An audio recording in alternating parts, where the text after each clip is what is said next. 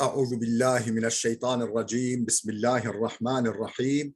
Elhamdülillah ve salatu ve selamu ala Resulillah. Değerli arkadaşlar, Celaluddin Es-Suyuti'nin El-İtkan fi Ulumul Kur'an adlı eserinden 52. dersimizi yapmak üzere birlikteyiz. Takip ettiğimiz kitap Tahkiku Merkez-i Dirasatul Kur'aniye baskısı, güzel bir tahkikli nuska. Vahyin geliş şekilleri, vahyin geliş keyfiyetini işliyordu Suyuti. Birinci geliş keyfiyeti neydi? Çıngırak sesi gibi bir ses eşliğinde vahyin gelmesi. İkincisi, el-thaniyetu en yenfuse fi ru'ihi el-kelame nefsen. Cebrail'in Hazreti Muhammed'in ruhuna, yani zihnine, kalbine üflemesi, el-kelame, o getirdiği mesajı, kelamı nefsen, güçlü bir biçimde o kelamı üflemesi. Kema kâle Resulullah sallallahu aleyhi ve sellem, nitekim Resulullah şöyle buyurmuş: İnne ruhal kudusi nefese fi ruhi. Ruhul kudus, yani Cebrail benim zihnime, benim kalbime üfledi. Ahracehul hakim. Bu rivayeti hakim nakletmiş müstedrekinde. Ve hâzâ kad yarci'u ilel hâletil ûlâ evelleti ba'daha. Bu birinci kategoriye de eklenebilir, ikinci kategoriye de eklenebilir. Yani birinci maddeye de tabi kılınabilir, ikinci maddeye de tabi kılınabilir. Nasıl? Bi-en ye'tiyehu fi ihdal keyfiyeteyni ve yenfuse fi ruhihi. Yani birinci maddedeki gibi ve ikinci maddedeki gibi bir keyfiyetle Cebrail'in gelip de, meleğin gelip de onun zihnine üflemesi. O şekilde gelip onun zihnine üflemesi. El-thalithetu, üçüncü vahiy keyfiyeti, geliş şekli, en ye'tiyehu fi suratir raculi feyukellimehu kema fis sahih. Bir Cebrail'in bir adam suretinde peygambere gelip onunla konuşması sahihte geçtiği gibi, yani Sahih-i Buhari'de geçtiği, belirtildiği gibi. Ve ahyanen yetemesselu ilel meleki yetemesselu liyel meleku raculen feyukellimuni fea'i ma yaqulu. Ne diyor Peygamber sallallahu aleyhi ve sellem bu hadiste? Ve ahyanen, zaman zaman yetemesselu liyel meleku, melek bana görünür, temessül eder, raculen bir adam suretinde, feyukellimuni, benimle konuşur, fea'i, kavrarım, anlarım, ma yaqulu, onun dediğini. Zade Ebu Avana ziyade etmiş, yani bu bilgilere ek bilgi vermiş. Sahihahu fi sahihihi, Sahih adlı eserinde Ebu Avana, ve huve ehvenu aleyye, bu bana en hafif gelen vahiy şeklidir. Bu yani Cebrail'in insan suretine girip bana yaptığı, ettiği vahyin en hafif, en kolay şeklidir. Metnimizi okuduk, dipnotları okuyoruz aynı sayfanın. Birinci dipnot, takaddeme tahricuhu fi, işte sayfa 295'te bu hadisin tahrici 295'te geçti diyor. İki nolu dipnot, fi haşiyeti elif, yani elif nuskasının haşiyesinde, bu işte malum bu edisyon kritik yapılırken nuska karşılaştırmaları yapılıyor. Elif, yani Hamze nuskasının haşiyesinde şu bilgiler var: Er-ru'u bid-dami huvel kalbu ve bil-fethi huvel havfu vel-feza. Ruh, dammayla, ruh, ra'nın dammasıyla kalp demektir. Fethasıyla ruh ise korku ve endişe demektir. Yani buradaki tam manası kalbime, zihnime üfledi anlamında. 3 nolu dipnot, fil mustedrek, cilt 3 sayfa 4, el buyu', yani alım satım bahsi şöyle geçiyor: lem yakun abdun liyamute hatta yabluğa ahire rızkın huve lehu. Kul ölmez, lem yakun abdun liyamute, hiçbir kul asla ölmez, hatta yabluğa ahire rızkın huve lehu, kendisine ait son rızkını yemedikçe. Sekata anhul hakim ve zehebi, bu hadis hakkında el-Hakim ve el-Zehebi bir şey dememişler, bir değerlendirme yapmamışlar. Ve keza ravahul Bagavi fi şerh-i sünne, el-Bagavi de şerh-i sünne adlı eserinde bunu rivayet etmiş bu hadisi. et-tevekkül alallahi azze ve celle. Hangi bölümde? Babu tevekkül alallahi azze ve celle. Allah'a tevekkül bölümünde. Bi esanide muhtelifetin, muhtelif senetlerle. Kâlel muhakkik, muhakkik diyor ki, yani o hadis kitabını tahkik eden zat demiş ki, ricaluhu fikatun, bu hadisin ravileri güvenilirdir. İlla ennehu mursalun, şu kadar var ki mursaldır. Yani sahabeyi atlayarak peygamberden naklediyor. Ve lehu şahidun min hadisi İbn Mes'ud. İbn Mes'ud hadisinden buna şahit vardır. Ve ahiru min hadisi Cabir. Efendim başka bir şahidi daha vardır. O da Hazreti Cabir'in rivayet ettiği hadiste bu rivayete şahittir. Ve thalithun, üçüncü bir şahidi daha vardır. An Ebi Umame ande Ebi Nuaym fil Hilya. Ebu Nuaym Hilya adlı eserinde kaydettiği Ebu Umame'den gelen bir hadiste bu rivayetin şahididir.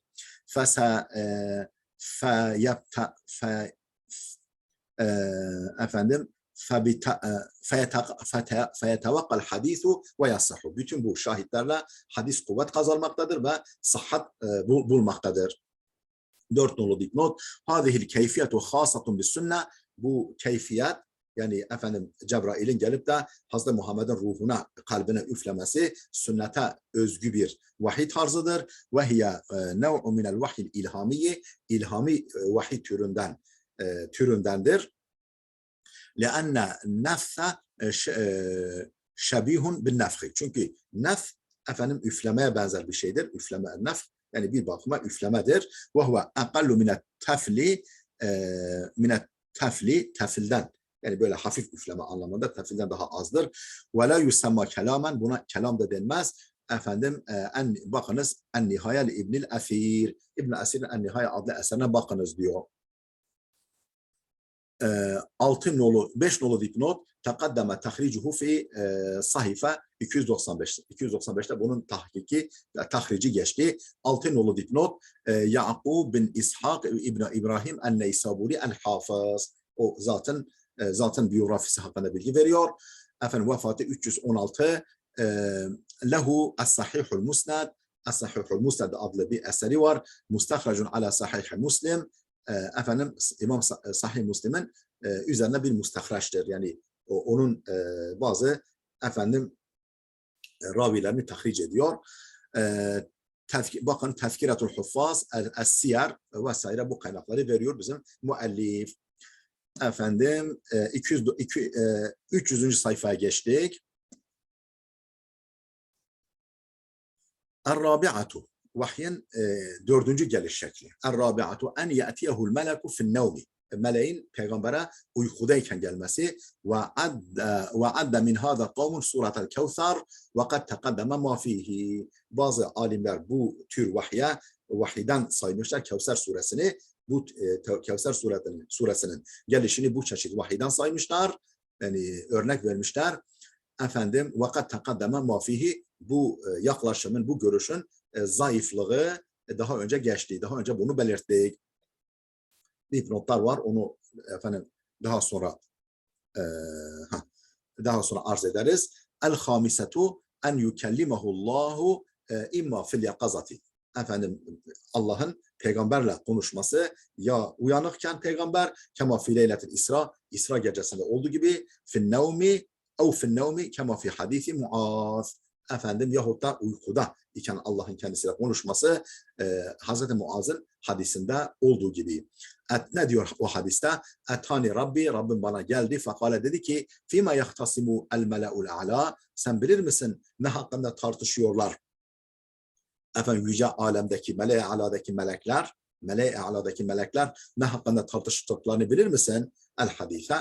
Yani diyor ki Rabbim geldi. Rüyadayken peygamber diyor Rabbim bana geldi bunu söyledi. Ve leyse fil Kur'an min hâzâ nev'i şey'un fîmâ a'lemu. Bildiğim kadarıyla Kur'an'da bu türden herhangi bir şey yoktur. Yani bu şekilde Allah'ın direkt peygambere rüyada vahyettiği herhangi bir şey yoktur. Naam.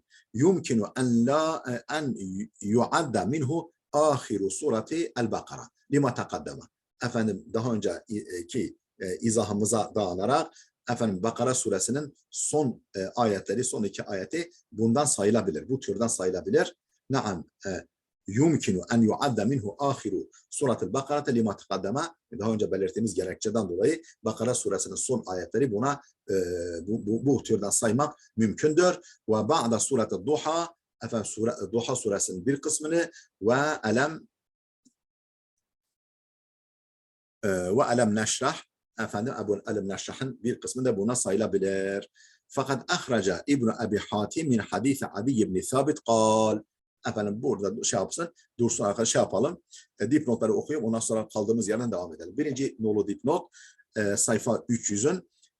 Lem akif aleyhi min hilalil bahsi fil mevdu'i min sahih Abi Avana. Efendim Ebu Avana'nın sahihinde konuyu araştırmam sırasında rastlamadım. Lem akif rastlamadım diyor bizim muhakkik. Aleyhi bu hadise min hilalil bahsi fil matbu'i min sahih Ebu Avana. Ebu Avana'nın basılı nuskasında yaptığım araştırmada bu hadise rastlamadım. Ve zahir ennehu fil kısmil mefkudi minhu. Öyle görünüyor ki o basılmamış, yani bir kayıp kısmı var ya, Ebu Avana'nın sahihanın kayıp kısmında muhtemelen orada geçiyordur. Vallahu alem, Allah daha iyi bilir. 2 nolu dipnot, sayfa 153 diyor.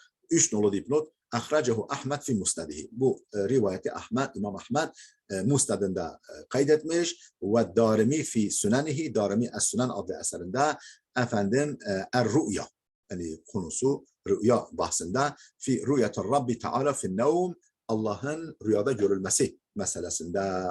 Kâle Daraqutni, Daraqutni demiş ki fil El-İlal adlı eserinde ba'de en zekera iddete turukin lehu, bu hadisin birkaç tarikini, birkaç senedini zikrettikten sonra efendim Daraqutni diyor ki leyse fiha sahihun ve kulluha muttaribetun. Bu senetler içerisinde sahih olan hiçbirisi yoktur. Hepsi muttariptir. Yani birbirine çelişkili durumdadır. Mustarip hadis diyorlar. Ve keza kâle İbnül Cevzi fil alalil mutenahiye. El-Alalul Mutenahiye adlı eserinde İbnül Cevzi de demiştir ki aslu hadal hadisi ve turukuhu muttaribetun. Bu hadisin aslı ve yolları, senetleri muttariptir. Yani efendim çelişkilidir. Ve da'afahu ayda muhakkikul musnad,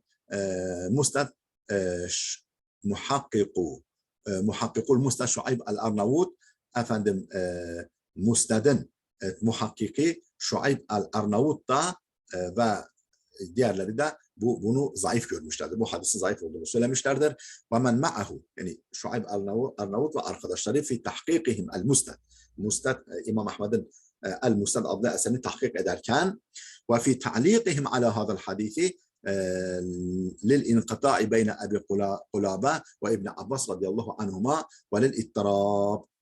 في تعليقهم nerede bu zayıf görmüşler? في تعليقهم على هذا الحديث. Bu hadis hakkında düştükleri dipnotta, değerlendirme dipnotunda bunu belirtmişler. Niçin zayıf olduğunu söylemişler? للانقطاع بين Abi Kalaba ve İbn Abbas. Yani Ebu Kalaba ile İbn Abbas arasında kopukluk bulunduğundan dolayı. Yani arada boşluk var. Çünkü Ebu Kalaba direkt İbn Abbas'tan almamış.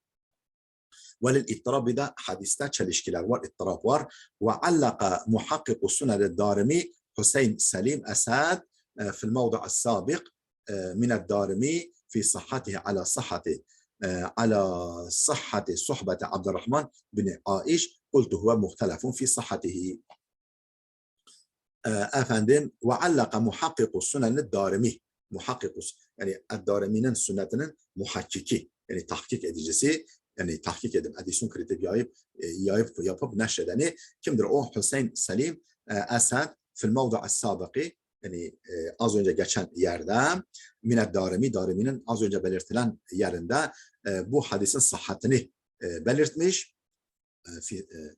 Efendim sahhatehu ala sahhati sohbeti Abdurrahman bin Aiş. Yani Abdurrahman bin Aiş'in sahabi oluşuna dayanarak. Fakultu, derim ki huve muhtelefun fi sohbetihi. Efendim sahabi olduğu konusunda ihtilaf var. Sahabi mi değil midir? İhtilaf var diyorum. Efendim dipnot, 4. dipnot sayfa, efendim kitabın sayfa 157'sinde efendim Fakat ahraca İbn Abi Hatim min hadisi Adi ibn Sabit. İbn Abi Hatim Adi ibn Sabit'in hadisinden naklederek kaydetmiştir ki kâle. Adi ibn Sabit demiştir ki kâle Resulullah sallallahu aleyhi ve sellem, Resulullah şöyle buyurdu: Sa'altu Rabbi mes'eleten vedittu enni lem ekun sa'altuhu. Ben Rabbime bir soru sordum. Efendim sormamayı isterdim. Yani istedim ki keşke sormasaydım dedim. Ve sa'altu Rabbi mes'eleten, ben Rabbime bir soru sordum. Vedittu, isterdim enni lem ekun sa'altuhu, keşke sormamayı temenni ederdim. Kultu, dedim ki ey Rabbi ittehazze İbrahim'e halila ve kellemte Musa teklima. Dedim ki ya Rabbim, sen İbrahim'i halil edenden, dost edenden, efendim Musa Aleyhisselam'la direkt yüz yüze konuştun. Fakale ya Muhammed elem ecidke yetimen feaveytu. O da bana dedi ki ya Muhammed, ben seni yetim bulup da barındırmadım mı? Yani barınacak yer sağlamadım mı sana? Ve dallen fehadeytu, seni yolunu şaşırmış olarak bulup da doğru yola iletmedim mi? Ve ailen feagneytu, seni yoksul, fakir bulup da zenginleştirmedim mi? Ve şerahtu leke sadrak, senin göğsünü, sineni yarmadım mı, açmadım mı? Ve hatattu anke vizrak, ağır yükünü sırtından indirmedim mi? Ve rafa'tu leke zikrak, namını, şanını senin için yüceltmedim mi? Fela uzkar İlla zükirte ma'i. Efendim ve benim anıldığım her yerde sen anılmıyor musun? Daha ne istiyorsun?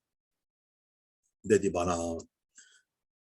Efendim bununla ilgili bir dipnotumuz var bu sayfada. Fil kısmil mef'ud min tefsirihi ve azahu lehu vahdehu el musannif fid-dur. Efendim bu müfessirimizin tefsirinin kaybolan kısmında geçmektedir. Ve azahu lehu vahdehu el musannif. Efendim musannif, yani Suyuti sadece ona dayandırmaktadır bu hadisi. Fiddurdurul Mensur'da ve azalehu binahvihi el-Hafız İbn Kathir min hadisi İbn Abbas radıyallahu anhuma. Efendim el-Hafız İbn Kathir de bu hadisi isnad etmekte. Min hadisi İbn Abbas radıyallahu anhuma fi tefsirihi, tefsirinde ona isnad etmekte. Ve sâka isnadehu ve ricalahu ثقات ورجاله ثقات سوى عطاء بن السائب صدوق وساق إسناده ورجاله efendim وساق إسناده ورجاله ثقات, yani senedini kaydetmiş, efendim o senede de yer alan adamlar güvenilirdir. Siva Ata İbni Es-Saib, Ata İbni Saib hariç o saduktur ama ihtalata bi ahirihi, ihtalata bi ahirihi, yani ömrünün sonunda artık karıştırmış, yani artık zihni bulanıklaşmış. İlla enne ravi anhu Hammad bin Yazid, şu kadar var ki ondan nakleden ravi Hammad bin Yazid'dir. Ve huve mimmen rava anhu qablel ihtilat. Bu ravi ondan ne zaman bu hadisi almış? Kafası karışık olmadan önce. Yani daha sağlığındayken. Ferrivayetuhu sahihatun anhu. Dolayısıyla bu zatın ondan rivayeti, yani Hammad bin Yazid'in ondan olan rivayeti sahihtir. Feyahsunul hadis. Dolayısıyla hadis hasendir. Unzur el-kevâkibun neyyirat li İbnül Kemal, İbnül Keyyal, İbnül Keyyal'ın el-kevâkibun neyyirat adlı eserine bakın diyor. Faide, yani faydalı bir bilgi, onu sunuyoruz. Ahracel İmamu Ahmed fi tarihi min tariqi Davud İbni İbrahim Hint anil-Şa'bi bin Abi Hint anil-Şa'bi. Ahmed İbni Hanbel tarih adlı eserinde efendim Davud bin Abi Hint tarikiyle, o da Şa'bi'den naklen demiştir ki Şa'bi unzile alen nebiyye en-nübüvvetu, Peygamber'e nübüvvet indirildi ve huve ibnu 40 seneten, 40 yaşındayken. Fequrine binübüvvetihi İsrafil 3 senine. Fequrine binübüvvetihi İsrafilu 3 senine. فكان يعلمه الكلمة والشيء ولم ينزل عليه القرآن على لسانه ولم ينزل عليه القرآن على لسانه. Efendim ne diyor? Peygamber'e nübüvvet indirildi ve huve ibn 40 seneten, 40 yaşındayken. Fequrine binübüvvetihi İsrafil, onun yani peygamberliğiyle beraber İsrafil ona eşlik etti, ona arkadaşlık etti. 3 senine, 3 sene. Fekâne yuallimuhul kelimete ve şey'a, ona bir takım kelimeleri, bir takım şeyleri öğretiyordu. Ve lem yenzil aleyhil Kur'anu ala lisanihi, Hazreti Muhammed'e İsrafil'in diliyle Kur'an inmemiştir. Felemma madat 3 senine, 3 sene geçince Kur'ine binübüvvetihi Cibrilu, yani peygamberliğinde Cebrail ona eşlik etti, ona arkadaş kılındı. فَنَزَلَ عَلَيْهِ الْقُرْآنُ عَلَى لِسَانِهِ 20 seneten.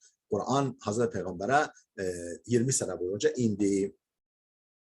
Kale İbn Asakir. İbn Asakir demiştir ki: "Vel hikmetu fi tevkili İsrafil bihi ennehu'l muvekkelu bis-suri ellezî fihi halâkul halqi ve qiyâbus sa'a." İsrafil'in peygambere arkadaş kılınmasındaki hikmet nedir? Vel hikmetu fi tevkili İsrafil bihi ennehu'l muvekkelu bis-suri ellezî fihi halâkul halq. Yani mahlukatın ölümünü içeren surun görevlisi olması hasebiyle. Yani sura üflenecek ya kıyamete yakın. Yani mahlukatın ölümüne sebep olacak o surun görevlisi, suru üfleme görevlisi olması hasebiyle İsrafil ona arkadaş kılındı ve kıyamus sa'a,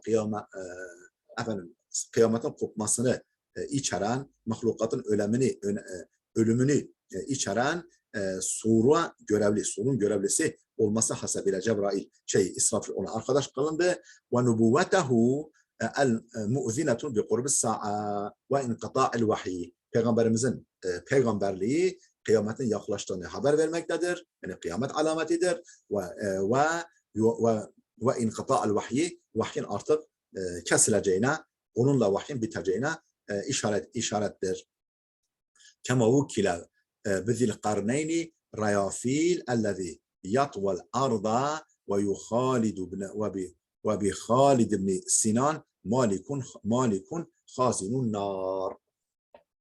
Tıpkı Zulkarneyn'e arkadaş kılındığı gibi Riyafil adlı melek ellezî yatve el arda. Yani yeri düren, yeri bir anda kat eden Riyafil isimli melek Zulkarneyn'e arkadaş kılındığı gibi ve bi Halid ibn Sinan'a da arkadaş kılındığı gibi Malik hazinun nar, cehennemin bekçisi Malik Halid ibn Sinan'a arkadaş kılındığı gibi. Ve ahrece İbn Abi Hatim naklederek kaydetmiş kimden? An İbn Sabit adlı alimden. Demiş ki İbn Sabit ve fi ummil kitab kullu şeyin huve kainun ila yevmel kıyame fevukkile thalathatun bihafzihi minel melaike. Fi ummil kitab, umul kitapta var kullu şeyin huve kainun ila yevmel kıyame. Yani umul kitapta, yani levh-i mahfuzda kıyamete kadar gelecek her şey mevcuttur.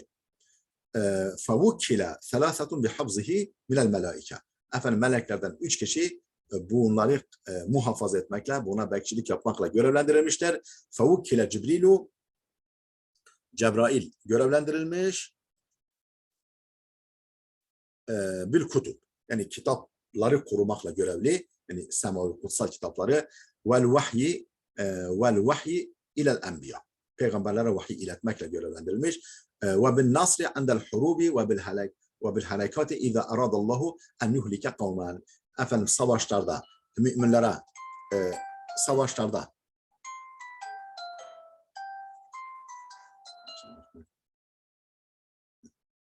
savaşlarda müminlere yardım etmekle görevlendirilmiş. Cebrail ve bil halakati iza aradallahu en yuhlike kavmen. Allah bir kavmi helak etmek istediğinde o kavmi helak etmekle de Cebrail görevlendirilmiş. Ve vukkile Mikail bil katri ve nebat. Mikail de yağmur ve bitki bitirmekle görevlendirilmiş. Ve vukkile melekul mevt bi kabdil enfus. Melekul mevt, ölüm meleği, canları almakla görevlendirilmiş. Fe iza kana yevmul kıyameti aradu beyne hafzihim ve beyne ma kana fi ummil kitab فَيَجِدُونَهُ سَوَاءً. فَاِذَا كَانَ يَوْمُ الْقِيَامَةِ, kıyamet günü olduğunda aradu beyne hafzihim ve beyne ma kana fi ummil kitab. Yani aradu, yani karşılaştırırlar. Beyne hafzihim ve beyne ma kana fi ummil kitab. Ummul kitab, levh-i mahfuzda olanla kendi muhafaza ettiklerini karşılaştırırlar. فَيَجِدُونَ سَوَاءً. Milimine, yani tam olarak eşit olduğunu görürler. Yani hiç o korumayla görevli oldukları şeyden hiçbir şey ihmal etmemişler. En ufak bir ihmal meydana getirmemişler. Aynen örtüşüyor. Ve ahraca eydan an Ata İbn Sa'ib, Ata İbn Sa'ib'den de naklederek kaydetmiş.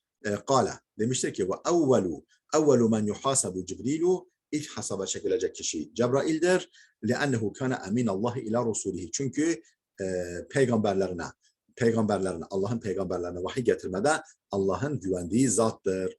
Vahiy getirme konusunda Allah'ın kendisine güvendiği zattır. Onun için ilk defa o sorguya çekilecektir. Metni okuduk değerli dostlar. Bundan önceki sayfanın dipnotlarını okuyalım. Yani 303. sayfa.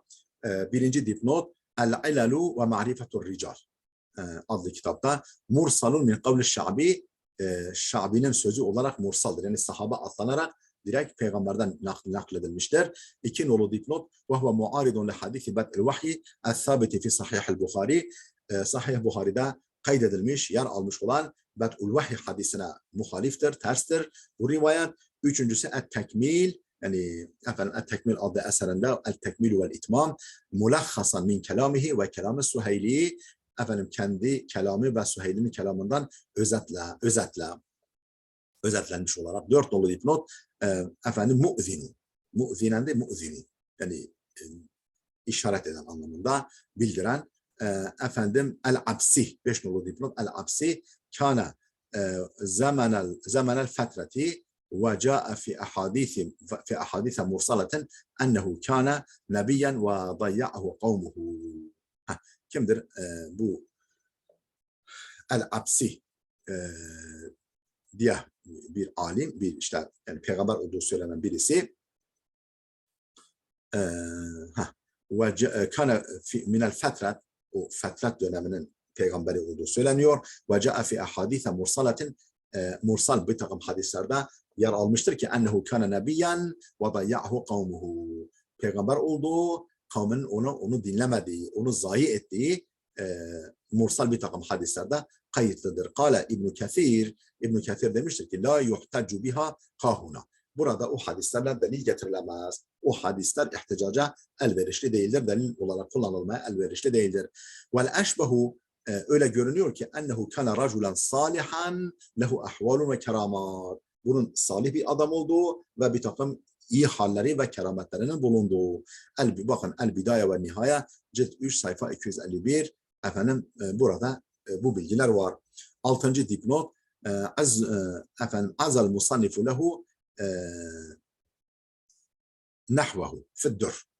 Musannif yani Suyuti Ed-Durrul Mansur'da buna benzer bir rivayeti ona isnad etmiş, ona dayandırmış. An İbn Abbas'tan naklen radıyallahu anhuma ve azahu fi efendim cilt 7 sayfa 366'da bu hadisi ona nispet etmiş İbn Abbas'a.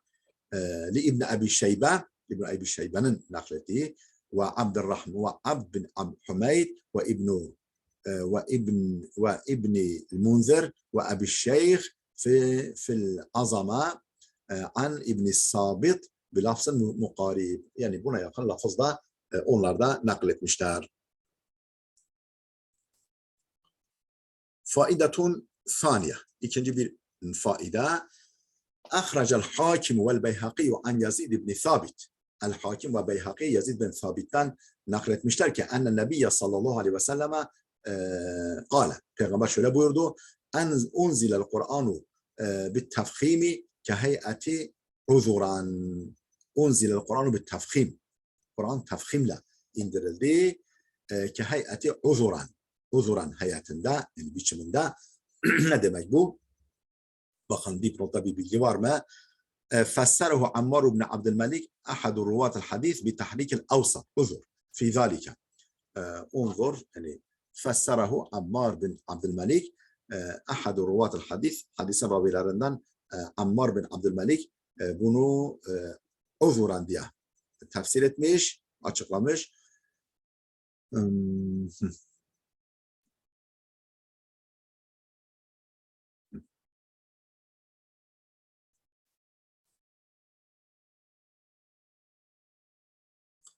Efendim ne diyor?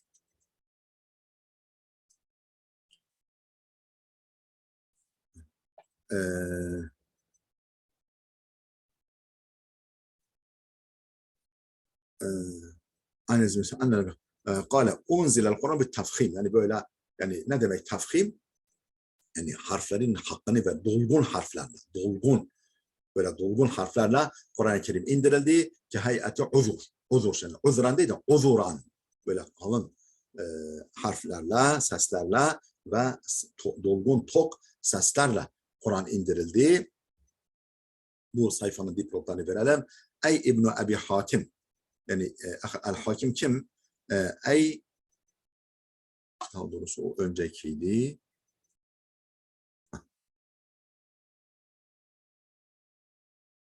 Bir nolu dipnot. Ey İbn Abi Hatim munkati. Mu'dal.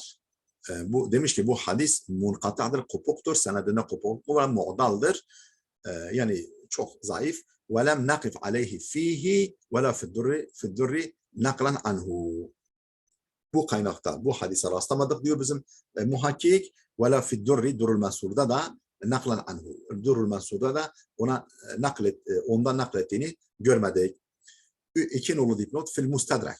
Ahracehul hakim fil mustadrak adlı eserinde nerede et-tefsir adlı bölümünde ve sahhahahu fil mevdi'ayni efendim her iki yerde de sahih olduğunu söylemiştir ve taakkabahu Zehabi fakal Zehabi bir değerlendirme yapmış hadis hakkında ve demiştir ki la vallahi el-ufi mucma'un ala da'fi. Hayır vallahi efendim el-ufi'nin zayıflığı konusunda icma var. Alimlerin ittifakı var.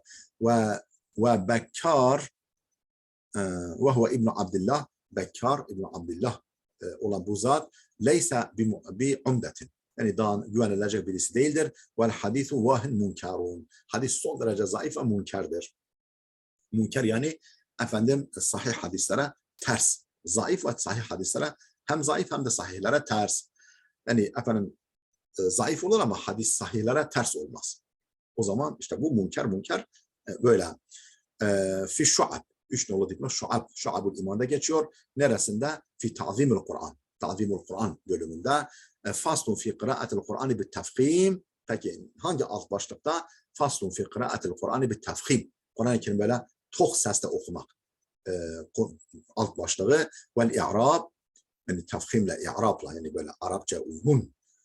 Arapça salikaya uygun bir şekilde okumak. Fi isnadihi ma zekerehu Zehabi fi takibihi alel hakim fillezi qablehu. Fi isnadihi bunun senedi konusunda var. Ne var? Ma zekerehu Zehabi fi takibihi. Yani Zehabi'nin değerlendirmesinde belirttiği husus var. Yani arada bir itiraz, bir zaaf noktası var. Fi takibihi alel hakim fillezi qablehu. Bundan önceki hakimden nakledilen hadisle ilgili değerlendirmede Zehabi'nin belirttiği zaaf noktası var. Dört nolu dipnot. Fesserehu Ammar bin Abdülmelik ahadu ruvatel hadis bi tahrikil avsat fi zalika. Efendim Ammar bin Abdülmelik bu hadisin ravilerinden tefsir etmiş bu yani tefhimi bi tahrikil avsati fi zalika. Bu konudaki yani bu kelimenin orta harfini harekelerken uzuran. Yani uzuran değil de uzuran. Bakın sayfa 598. Ve nuzuran el-mursalat. Ve nuzuran el-mursalat ve sudafeyn efendim ve sudafeyn ve sudufeyn. El-nuzur. Nuzur değil de nuzur böyle tok sesle. Ve sudufeyn değil de sudufeyn. Kehf 96. Ela lehul halku vel amr. A'raf. Ela lehul halku vel amr. Ve eşbehu hâzâ ve benzeri kelimelerin tok okunacağı konusu okunacağı belirtilmiş. Kultu ahrecehu İbnül Enbari fi kitab-ül vakf vel iktida. İbnül Enbari el-vakf vel iktida adlı eserinde naklederek kaydetmiş. Febeyyene ennel merfu'a minhu bundan merfu olan kısım yani peygamberden gelen kısım unzilel Kur'anu bit tefhimi fakat Kur'an tefhimle indirilmiş. Yani hakkını yani efendim tok sesle okumak üzere vahyedilmiş ve enel baqi mudracu min kelami Ammar bin Abdülmelik. Öbür kısımlar ise efendim bu kayıtlı kısımlar ise bu örneklendirmeler ise Ammar bin Abdülmelik'in kelamından olup mudreçtir. Yani araya yerleştirilmiş, araya sokuşturulmuştur. Ravahu Abdülmelik ahad ruvatel hadis ravilerinden olan Ammar bin Abdülmelik'in kelamı olup mudreçtir. Yani oraya derc edilmiş, oralara sokuşturulmuş, yerleştirilmiş. Değerli dostlar, burada dursun, faidetun uhrada dursun. Gelecek dersimize kadar Allah'a emanet olun.